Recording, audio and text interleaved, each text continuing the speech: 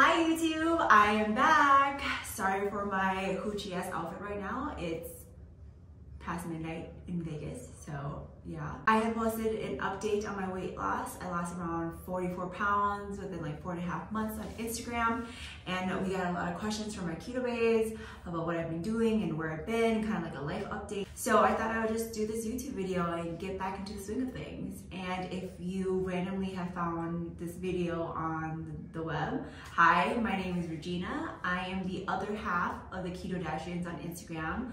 Make sure to follow us there. We talk about low carb recipes, lifestyle, wellness, product reviews, and so much more. And I get to do it with my bestie V, so make sure to follow.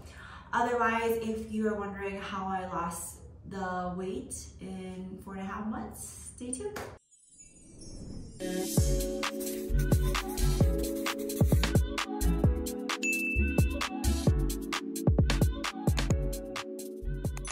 Quick history, I have been following the keto lifestyle for several years right now, and my body reacts really well with it. I just like the lifestyle. It's easy for me and for when I travel, and I just feel the best eating this way. I also have an autoimmune disorder, and that means I'm doing lab work every month, visiting my doctor often. I have been switching up my medication to see how my body reacts. And recently in February, she had mentioned that like, I'm not doing that great. And I kind of needed a reality check of my body and my health. And it was a good wake-up call because a lot of people depend on me, and if I'm sick and I'm out of commission, then my loved ones are affected too. So I was like, all right, need to really focus on myself, because I am the type that I will put myself last on every list because everybody else is more important, but I had to remember like I need to be healthy. So that started my journey again. As you guys can see in the past videos, I had just been up and down, losing the same 10-15 pounds over and over again. And before, my lifestyle, the way I ate was OMAD, 1 meal a day. I would have iced coffee in the morning, maybe Diet Coke, lots of water to get me going. And then at night, I would have one larger meal that is keto and low carb. I personally really like that. It works really well with my schedule, but I wasn't getting enough nutrition. So essentially my doctor was saying I'm like malnourished. Even though I'm obese, I needed to eat better. And I was like, okay, I gotta try. My lifestyle, I'm always on the go. I work really long hours. I run several businesses, so that's why I liked OMAD. It was just easy. And I like eating in volume to feel full at the end of the night. I wasn't getting everything I needed in that one meal. Starting February, my focus is really eating more throughout the day so I can have and hit all my macros that is needed. And then my body started to respond really well to that because I've been doing OMAD for like 3 years. Yeah, then I started dropping the weight. I was on average like 2 pounds a week, which is healthy. And then in March, I flew out to California with our fur baby, Kilo. He's a French bulldog. He goes everywhere with us. He's like our life. He's our baby. And he's never left alone. So yeah, we flew out to California just to have a weekend trip, and that ended up being a 2-month stay.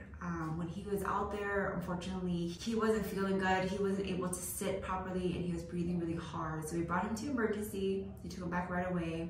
They said I needed to have surgery on his spine to give him a good chance to walk again. So this was just like all shocking to us. We said, okay, we did that surgery. And then unfortunately his breathing was not getting better. So they said that we needed to do a permanent trachea or euthanize him. And we couldn't do it because we had to give him a chance at life. He's such a baby and he's our baby. So we were like, okay, we will do the permanent trachea surgery. And the doctor had warned us like, it's really intensive aftercare. He can just basically suffocate or get pneumonia, or just there's so many things that you have to do it, and you have to be committed. And Tiny and I were like, we are committed. We will stay here for the healing process, which was like 8 weeks, and watch him around the clock. So I have never stayed still for that long. For 2 months straight, I just stayed in one place, which is really, if you guys have followed us for a long time, you know that's really odd of me. I'm always on the go. So I think that helped because I was able to stay home, really focus on keto and his recovery, and get my nutrition in check. And I was more intentional on anything that I put in my body.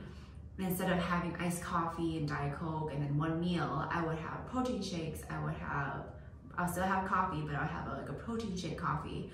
I would have a mini can of Diet Coke. I just did these small steps and I ate more. I ate like 3 meals a day and 2 shakes maybe. And my body again really responded well to that. And then with his aftercare, this permanent trachea, I was really paranoid about that. So instead of doing the normal 4 hours checkup on him, I set an alarm for every 2 hours, 24 hours a day, to make sure that his site is clean, there's no mucus or anything like that, because that can cause him to suffocate. He was just really intense. And on top of that, he had his back surgery, so we were carrying him everywhere. He was just really fragile. So we spent that time with him for him to recover, and at the same time, I was able to work on my nutrition. A lot of Ketobaes asked if I did any exercise, and I did not do any traditional exercise like at the gym or any workout videos, but I was constantly moving.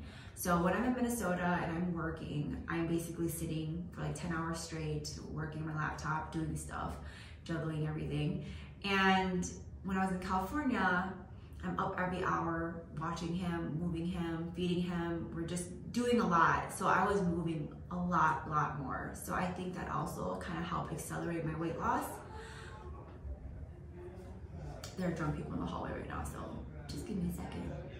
After the 8 weeks, we got the clearance, we flew home to Minnesota, and I was doing the same thing. I was just eating well, tracking my nutrition, making sure I'm not going long periods of time without food. Another thing I did was I really cut out like keto sweets, keto treats, like any like the processed keto food, and ate whole foods, like tiny cooked me meals every day with grilled proteins, veggies, and light oils and whatnot. I didn't intentionally try to hit my fat macros a day. I focused more on my protein and my carb intake. So previously when I did OMAD, I did 20-gram total carbs. I never did net carbs. And this time I still did total carbs, but I did around 40 to 50 grams. Again, every body is different. I think my body just needed something new. So anyways, came back home to Minnesota, and unfortunately 2 weeks later, Kilo unexpectedly passed, and here I go again. Okay, sorry, my eyelash is falling off, but you know what, whatever, I'm gonna get through this. Okay, not gonna be emotional. So a lot of people ask, you know, like, how did I drop this weight? And my only response really is like 80% of it was nutrition, but 20% of it is depression and sadness, and just, yeah, I just have no desire to eat. And I'm not promoting this in any way.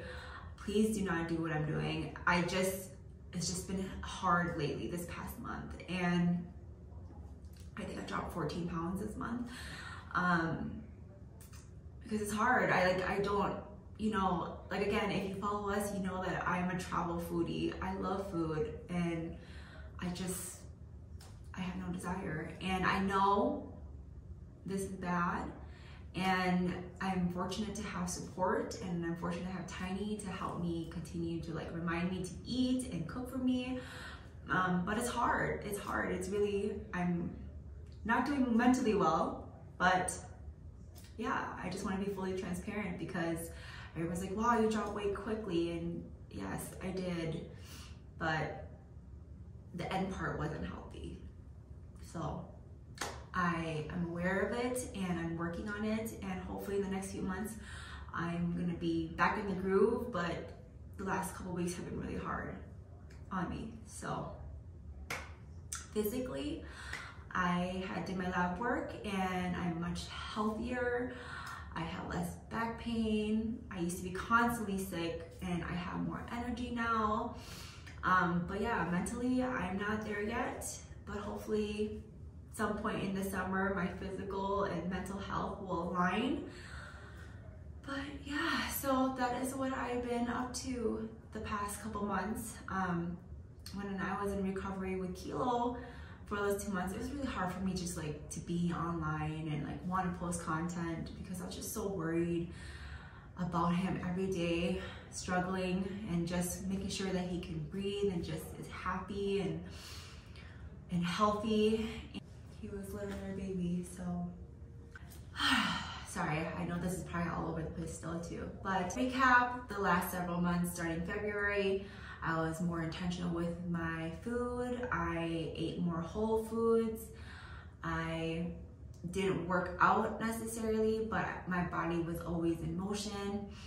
And the last month, since he's passed, I just haven't had an appetite, but again, I'm aware of it. I'm gonna be working on it, and overall, I wanna be healthy. If you're restarting your keto and low carb journey, just know that it's okay to restart.